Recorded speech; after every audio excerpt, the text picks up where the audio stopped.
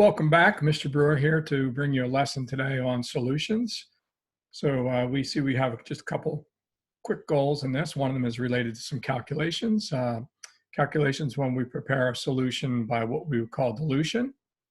And the second idea is what would be some factors that would influence how quickly we could dissolve something, or the rate of solubility. So how about, before we get started, a little dad joke today. Haven't done that in a while. So why is it that chemistry students are always so good at solving problems? Well, that's because they have all the solutions. Yeah, I didn't think that one was too funny either. Okay, so let's get underway or started with today's lesson. One thing we're going to take a look at today, like I mentioned earlier, we're going to take a look at how we understand preparing solutions by dilutions. Guess he thought that was more funny than I did. Anyway, so preparing solutions by dilution, there's a mathematical method that we call proportional method. Simple stuff, really just involves some reading skills. And the second idea would be able to identify some factors that affect how quickly we can dissolve a chemical substance. We call that the rate. So let's get right underway with the lesson. So here we have a situation here where we're taking a solution called stock, and we're preparing a more dilute solution out. So it's like stock, something we have on the shelf. So this is something that happens often in a chemical laboratory, where we take something that we already have, meaning a solution, and we make a more dilute solution out of it. So stock's like what you have on the shelf. It allows you to prepare solutions for various reasons. One thing, you could eliminate some cost. Another thing, you wouldn't have to wait for shipping. So if you have a stock solution that is more concentrated, you can remove a little bit of that stock solution, place it in a container, and then add water, dilute it to a new volume, bring it up to the level, know that exact volume you diluted it to, and by knowing what the concentration of the stock was and the exact amount that we removed from the stock, and knowing the exact amount of solution we prepared, the new volume we prepared, we can concentrate the new concentration. So we call this solutions by dilution, or concentration by dilution. So it's something that is done often in a chemical laboratory setting. It's a simple mathematical proportion that allows us to do this. So proportion, it's always going to use a formula. C1V1 is equal to C2V2. And C stands for concentration. So concentration 1 means our stock concentration. So if we know the initial concentration of the solution we started with, we know the volume of material we took from the stock. Maybe we took 10 milliliters out of stock. Maybe we took 20. We need to know what that exact amount was. What we can do is we can calculate the new concentration of solution if we know the new volume that we prepared. So if we knew we were making 250 milliliters or 500 milliliters, depending on the size of the container we're diluting it to, we can make very accurate predictions of the concentration of solutions. Actually, what it allows us to do is make some calculations of either stock concentration or volume, or dilute concentration or volume. So let's take a look at our C1V1 C2V2 calculation. So here's a context. We take a stock solution. The stock solution is something called copper 2 sulfate. And we know that the copper 2 sulfate solution had a concentration of 2.50 molar. So that's one way of describing concentration, number of moles per liter, molar, something we spoke about already. And we know we took 25 milliliters of this concentrated solution out.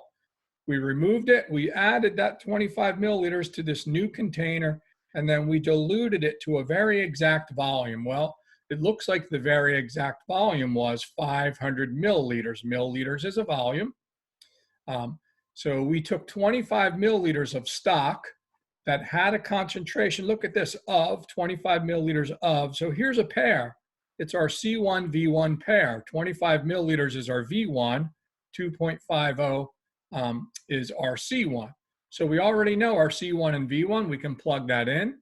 What we know of the 2's, we know that we're making a total volume of 500 milliliters. So our unknown is our C2. So we do what I call plug and chug.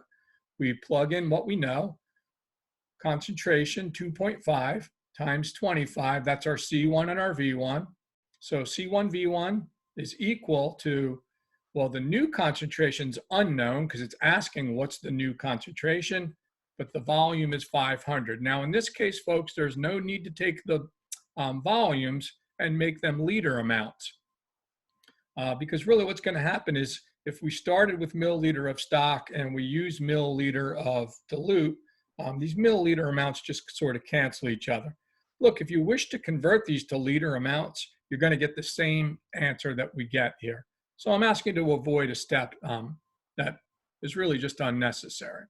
So we take 2.5 times 25, we take C times 500, we rework and get a new equation. We want to solve for C, the new concentration, the C2.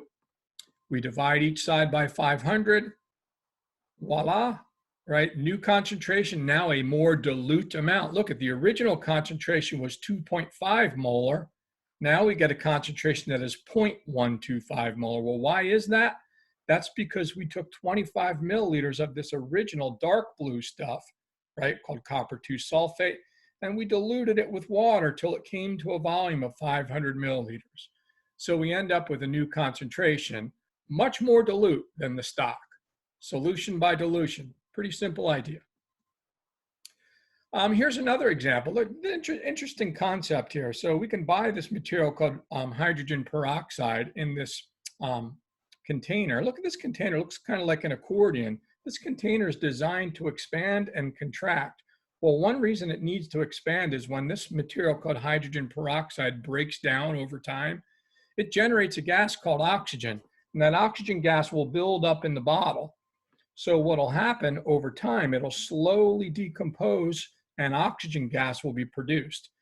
The evidence of that would be when we crack the bottle, we would hear some gas sort of leak out of the container. So here's our context. We want to know what the concentration would be if we made 250 milliliters of a solution. So here we got this container. It's empty for now. It holds 250 milliliters. We're going to start with our stock solution, which is 30% hydrogen peroxide, but we're only going to take 50 milliliters of that out. So we're going to take 50 milliliters of this original stock, put it in this container, add water, and dilute it down to 250 milliliters. So we're going to dilute it all the way up to that mark. And then what we're going to do is we're going to plug in our knowns, our C1 and V1. We know the concentration of stock was 30%. Doesn't matter if it's percent or molar, as long as we know the concentration we can use as is. So 30 times 50, because we took 50 milliliters of that stock. Our concentration, we don't know, that's our new unknown, our C2, but we know that we prepared a total volume of 250 milliliters. So look, here's our kind of like a pair, 50 milliliters of 30%, that's our C1V1. 250 milliliters of a solution, but we don't know the concentration. So we'll kind of simplify the equation a little bit before we get started. 1500 is 30 times 50, 250 times C.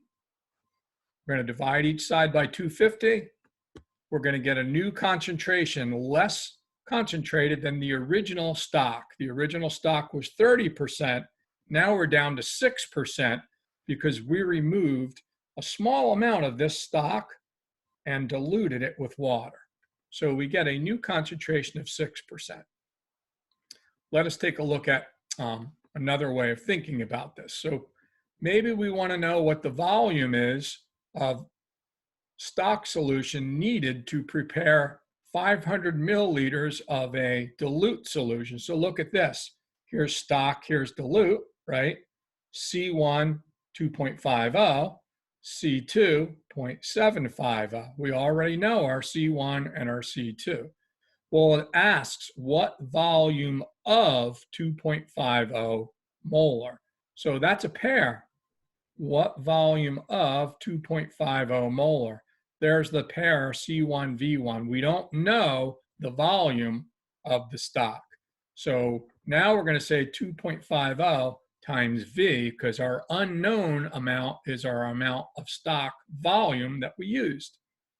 On the other side, we know the new concentration is 0.750, the dilute solution, and we know we made a total volume of 500 milliliters. So we'll clean up by multiplying here. 2.50 times V is equal to 375. When we multiply 0.75 times 500, we're going to divide each side by 2.50. We're going to get an amount of 150 milliliters. So it would require 150 milliliters to make this new concentration become 0.750 molar. So C1V1 C2V2, we can solve for any of these C's or V's as an unknown. Look for the pairs, volume of this concentration. Kind of helps you identify where to start. Let's take a look at another context where we use percentage instead of molarity. Again, use the concentration as is, use the volumes as is. No need for converting. So now we ask what volume of 90%. So there's a pair. What volume of? We don't know the volume, but we know we have 90% to prepare 750 milliliters of a 75% solution. So we can plug in. 90 is our C1, our original concentration, 90%.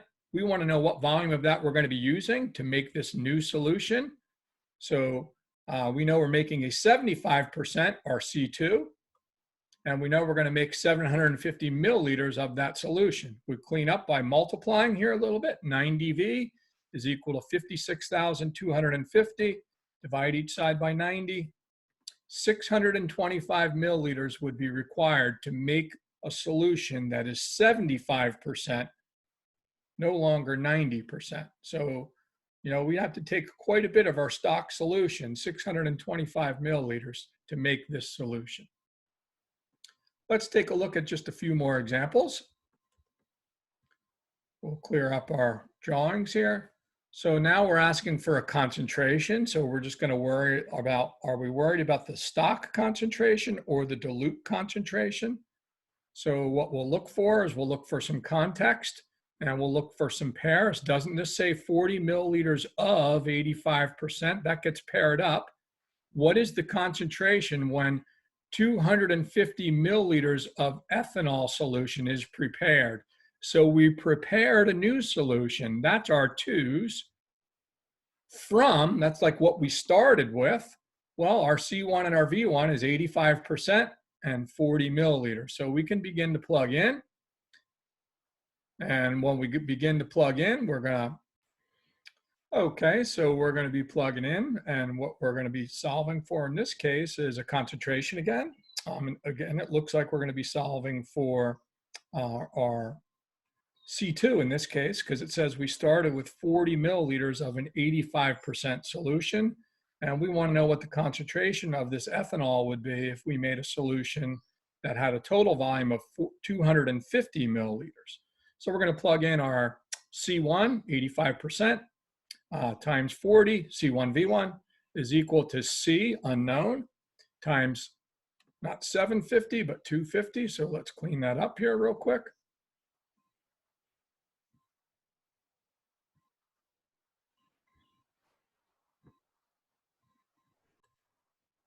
There we go. So C times 250, right? Our new volume that we're going to be preparing of our dilute solution, a total of 250 milliliters. Our pairs, 40 with 85, 250 with unknown. Clean up by multiplying a little bit here.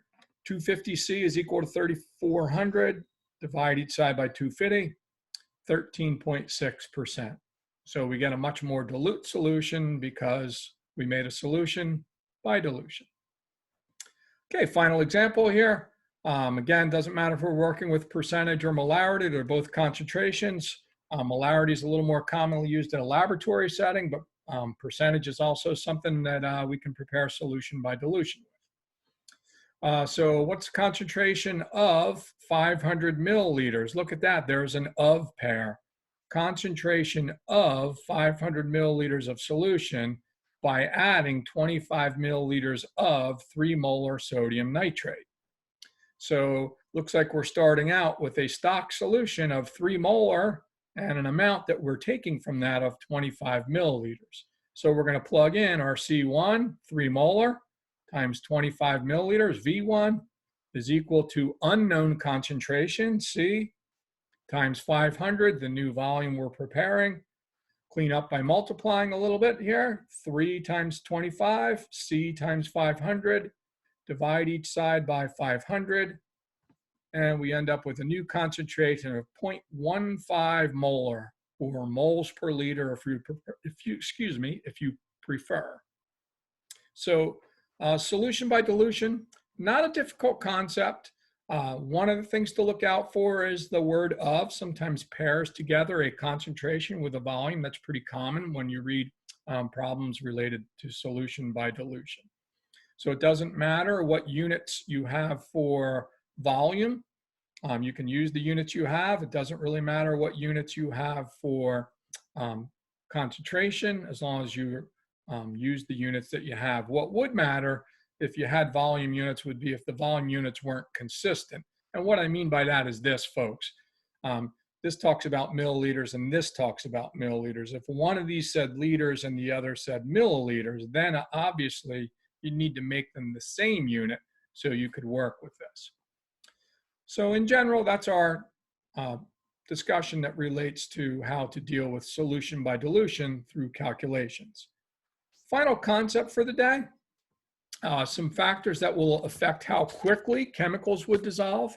You're going to see that there are some parallels here, or some similarities to what we looked at for what factors affect the rate of a chemical reaction, because solution is also about collision. Polar molecules have to collide with those other polar molecules, so like can dissolve like, or non-polar molecules collide with other non-polar molecules. So the number of times we get those collisions happening definitely affects rate. So let's get right down to factors that affect rate here. Let's clear up the drawing a little bit here. There we go. So we see a lot of visual things here. So one of the factors that affects rate would be our temperature. As particles move more rapidly, what will happen is they will encounter other particles that are like, and they will mix up more quickly and more easily because like dissolves like. So temperature relates to how quickly we get those like particles to collide. Pressure, as we pressurize, if we take, especially this relates to gases, if we were to take a gas and pressurize it above a liquid, what will happen is now the gas particles will collide more frequently with that liquid, and they'll want to stay dissolved a little bit more easily. We could kind of think about what's happening inside a soda can. We kind of force excess gas pressure in that soda can, that carbon dioxide gas. And the evidence that we forced more in there that can actually be there is when we pop the can, right? We get that immediate release of gas. So if we pressurize, it'll keep some of that material dissolved in that soda can, so that the soda, when you go to open it, it's not flat. You get a nice, fresh, carbonated beverage when you start. Of course, as you let it sit, the carbonation leaves the soda. It's because there's no pressure holding that gas in the liquid state. Surface area, well, you might relate this to, I don't know anybody that really buys sugar cubes anymore. Maybe some of you do, or know someone. My grandmother used to when she was still with us. But it takes quite a bit longer to dissolve a sugar cube than it would to dissolve individual granulated crystals of sugar. So the size of the surface area that we're dissolving has a lot to do with how quickly we can dissolve. Agitation, so here we got witch hazel here, actually taking advantage of two factors, the temperature by heating and stirring. So agitation would mean to stir or to shake. And each of those are factors that can affect the rate of solubility. So if we wanted to add a fifth factor, we could think of the actual nature of the chemical itself. Polar chemicals will really only dissolve in polar solvents. non-polar chemicals will really only dissolve in non-polar solvents. But in general, these are the 4 factors that affect rate.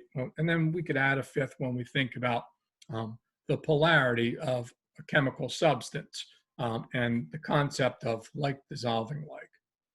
So that wraps up our lesson for the day. I hope you found the information useful to help you complete your assignment that follows up your comprehension of this. And until the next time, folks, I bid you peace.